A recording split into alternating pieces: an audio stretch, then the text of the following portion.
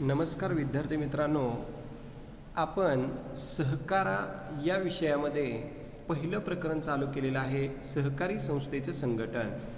या सहकारी संस्थेच्या संघटनामध्ये सहकारी संस्थेचा सभासद आणि या सभासदाचा अर्थ, व्याख्या, सभासदाचे अधिकार, जबाबदाऱ्यापर्यंत आपण सभासदाविषयी माहिती अभ्यासली, सभासदांचे प्रकार पण अभ्यासले। त्याच्या पुढचा भाग आज आपण सभासदांच्या संदर्भातच अभ्यासणार आहोत। तर सहकारी संस्थेचा सभासद आणि त्या सभासदाला या ठिकाणी ज्या काय आवश्यक असणाऱ्या गोष्टी आहेत की जो सहकारी संस्थेचा सभासद कुणाला म्हणायचं, जो सहकारी संस्थेची सभासद फी भरतो आणि सभासद फी भरल्यानंतर खऱ्या अर्थानं सहकारी संस्थेला वेळोवेळी मदत करत असतो, प्रवेश फी भरतो आणि सहकारी संस्थेचं सभासदत्व स्वीकारतो, त्याला आपण सहकारी संस्थेचा सभासद असे म्हणतो। परंतु काही सभासदत्व रद्द होण्याची किंवा संपुष्टात येण्याची काही कारणे आहेत। ती कारणे आपण आज या लेक्चरला अभ्यासणार आहोत। तर सहकारी संस्थेच्या सभासदाचं सभासदत्व रद्द होण्याचं पहिलं कारण आहे सभासदाचा मृत्यू। जर समजा सहकारी संस्थेचा एखादा सभासद मृत्यू पावला असेल तर त्याचे सभासदत्व रद्द होते किंवा मयत सभासदाचे सर्व भाग त्याच्या वारसदारांकडे हस्तांतरित केले जातात। म्हणजे एखाद्या संस्थेच्या सभासदाच्या मृत्यूनंतर त्याचा वारस त्या भागांचा मालक असतो। दुसरा सभासदत्व रद्द होण्याचं महत्त्वाचा घटक आहे की या ठिकाणी सभासदत्वाचा राजीनामा। एखाद्या सभासदाने जर समजा व्यवस्थापन समितीकडे आपल्या सभासदत्वाचा राजीनामा दिला आणि संस्थेने जर त्यास मंजुरी दिली तर खऱ्या अर्थानं त्या सभासदाचं सभासदत्व संपुष्टात होतं, रद्द होतं। तिसरा सभासदत्व रद्द होण्याचं कारण आहे भाग हस्तांतरण। म्हणजे एखाद्या सभासदाने आपले भाग या ठिकाणी आपल्या हितसंबंधित असणाऱ्या व्यक्तीला किंवा सहकारी संस्थेला किंवा संस्थेच्या इतर सभासदाला हस्तांतरित केले किंवा विकले तर पहिल्या सभासदाचं सभासदत्व संपुष्टात येतं। त्याने भाग हस्तांतरित केले की खऱ्या अर्थानं त्याचा मालकी हक्क संपुष्टात येतो। चौथे सभासदत्व संपुष्टात येण्याचं कारण आहे कार्यक्षेत्राबाहेर वास्तव्य। म्हणजे एखादा सभासद तो भाग सोडून इतर गावामध्ये, जिल्ह्यामध्ये, राज्यामध्ये जर राहण्यासाठी गेला असेल तर खऱ्या अर्थानं त्या सभासदाचं सभासदत्व संपुष्टात येतं आणि त्याला त्याचं सभासदत्व रद्द करण्यात येतं। या ठिकाणी पाचवा जो घटक आहे की संस्थेचे विसर्जन।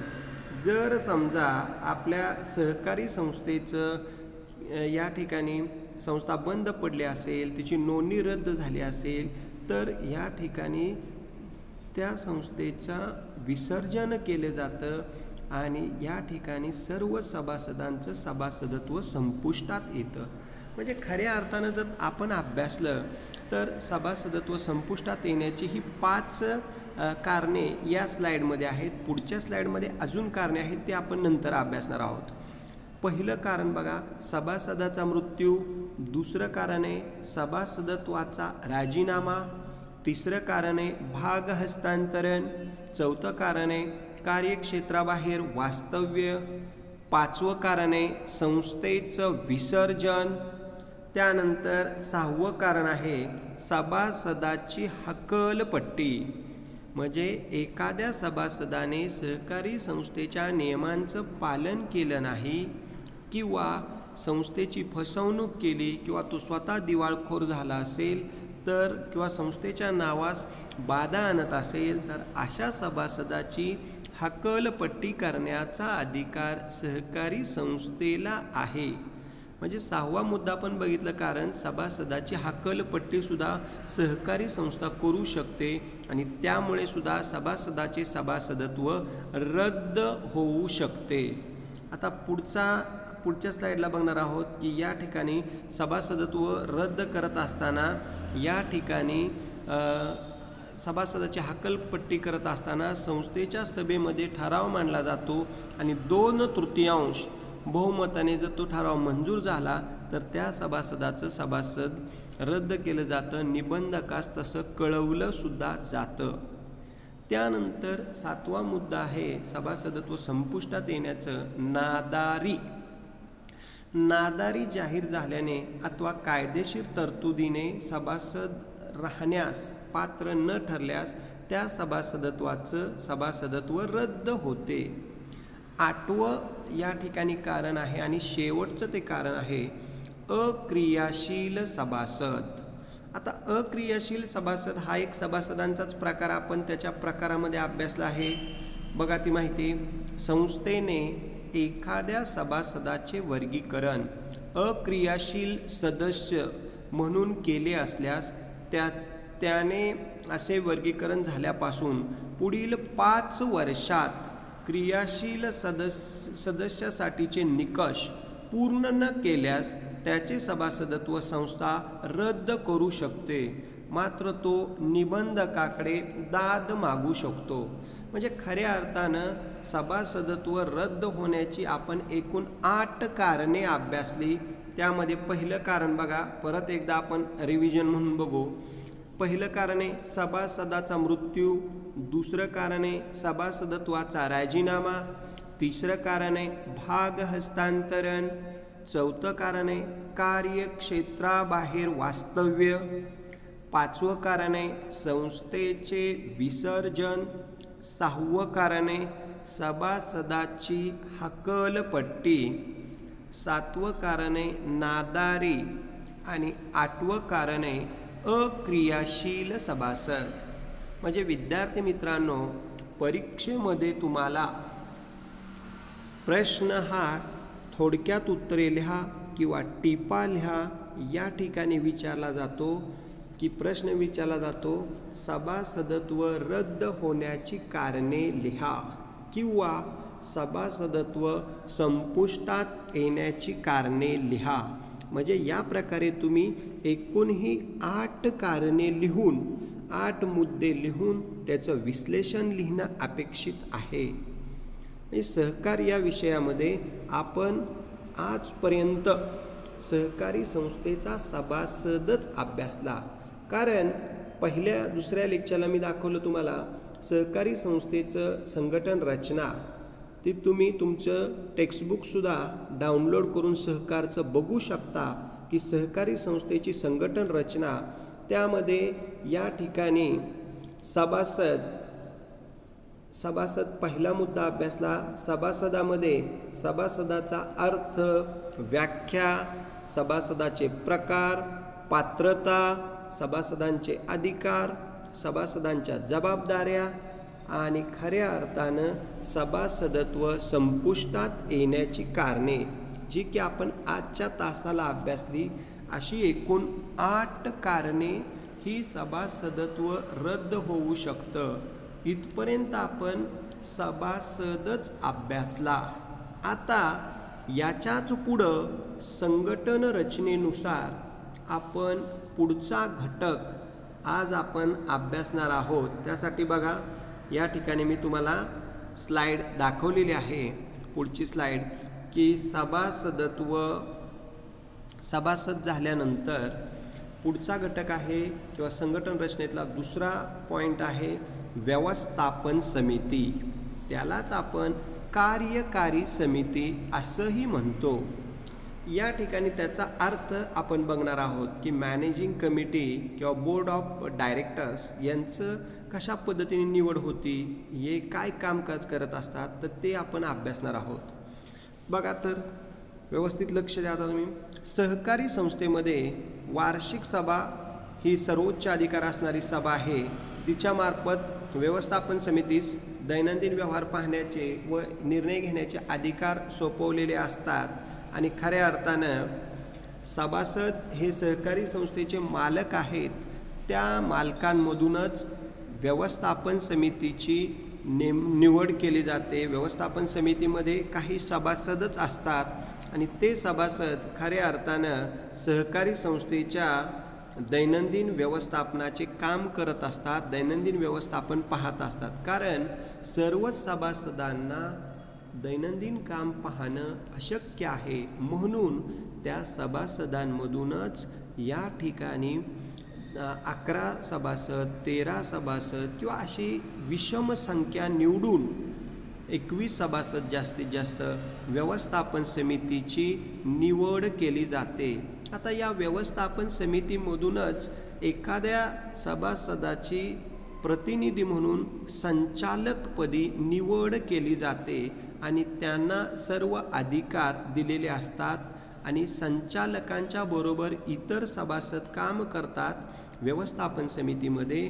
त्यांचं एकत्रित त्यांनाच व्यवस्थापन समिती किंवा संचालक मंडळ असे म्हणतात, की जे संचालक मंडळ दैनंदिन कामात सहभाग घेतात, संस्थेचे निर्णय घेतात, ध्येय धोरणे ठरवतात आणि सर्व संस्थेच्या कामकाजामध्ये झोकून काम करतात, त्यांना म्हणायचं व्यवस्थापन समिती किंवा कार्यकारी समिती। ही सभासदांमधूनच काही निवडक व्यक्तींची नेमणूक केली जाते आणि त्या सर्व सभासदांना ते 10, 11, 15 जे काय लोक निवडले आहेत ते या ठिकाणी निवडीस मान्यता देतात। आता व्यवस्थापन समितीमध्ये सुद्धा या ठिकाणी 1960च्या सहकार कायद्यानुसार काही अधिकार दिलेले आहेत आणि त्या अधिकारांचा वापर करून व्यवस्थापन समिती आपले दैनंदिन कामकाज करत असते आणि या दैनंदिन कामकाजामध्ये काही महत्त्वाचे निर्णय घ्यावे लागतात,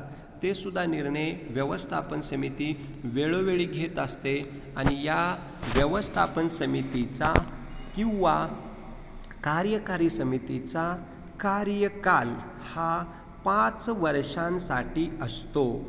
म्हणजे दर 5 वर्षांनी व्यवस्थापन समितीतले सदस्य प्रतिनिधी बदलले जातात आणि नव्याने परत काही सदस्यांची नेमणूक केली जाते। अशी ही व्यवस्थापन समिती किंवा कार्यकारी समिती आपलं दैनंदिन कामकाज करत असते। मग या व्यवस्थापन समितीची पुढचा पॉईंट आहे की रचना कशी असते।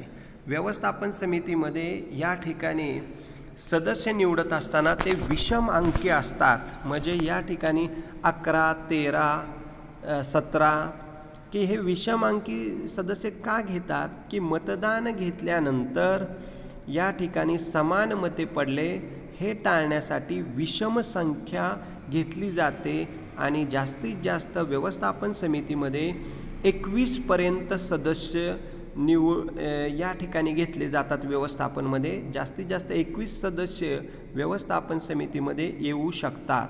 त्यामध्ये सुद्धा 21 सदस्यांमध्ये सुद्धा 2 महिला सदस्य असल्या पाहिजेत असं कायद्याने बंधन आहे। सहकारी संस्थेच्या नियमामध्ये तशी तरतूद आहे आणि निबंधकास समिती सदस्यांची संख्या ठरविण्याचा अधिकार असतो आणि निबंधक या ठिकाणी ज्या पद्धतीने आदेश देईल त्या पद्धतीने सरकारी राजपत्र तयार करून सदस्य संख्या ठरवू शकतो आणि निबंधक खऱ्या अर्थानं सहकारी संस्थेच्या सदस्यांना व्यवस्थापन समितीमध्ये किती संख्या असावी हे या ठिकाणी ठरवू शकतो।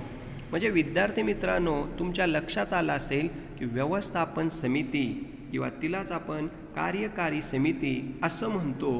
ही व्यवस्थापन समिती थोडक्यात म्हणजे कोण किंवा त्याची व्याख्या थोडक्यात आहे का, सभासदांमधून काही सभासदांची प्रतिनिधी म्हणून निवड केली जाते, त्याच प्रतिनिधींना व्यवस्थापन समिती किंवा संचालक मंडळ असे आपण म्हणतो। यांचं काम या ठिकाणी दैनंदिन संस्थेचा कारभार व्यवस्थित चालवणे, काही निर्णय घेणे, आवश्यक ते निर्णय घेणे आणि ज्या वेळी संस्थेला या ठिकाणी अडचणी येतील त्यावेळी त्या सोडवून संस्थेचं कामकाज अतिशय पारदर्शकपणे काम करणारी व्यक्ती म्हणून व्यवस्थापन समितीकडे पाहिलं जातं या व्यवस्थापन समितीचा कार्यकाल हा 5 वर्षांचा असतो। दर 5 वर्षांनी निवडणूक घेऊन व्यवस्थापन समितीमधले सदस्य, प्रतिनिधी, अधिकारी बदलले जातात आणि त्यासाठी सभासदांचं मतदान महत्त्वाचं असतं। अशा पद्धतीने व्यवस्थापन समितीची रचना आपण अभ्यासली आहे। व्यवस्थापन समितीचा अर्थ थोडक्यात अभ्यासला आहे। म्हणजे आपण खऱ्या अर्थानं सभासद हा घटक अभ्यासला।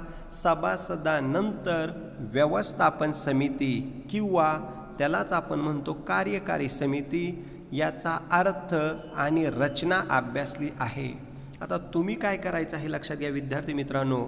या ठिकाणी सभासदत्व संपुष्टात येण्याची कारणे एकूण 8 कारणे ती व्यवस्थित त्याच्या नोट्स लिहायच्या आहेत आणि व्यवस्थापन समितीचा अर्थसुद्धा तुम्ही तुमच्या नोट्स व्यवस्थित लेक्चर झाल्यानंतर सहकारच्या वहीमध्ये व्यवस्थित नोट्स लिहायच्या आहेत, म्हणजे जेणेकरून तुम्हाला परीक्षेमध्ये त्या उपयुक्त ठरतील।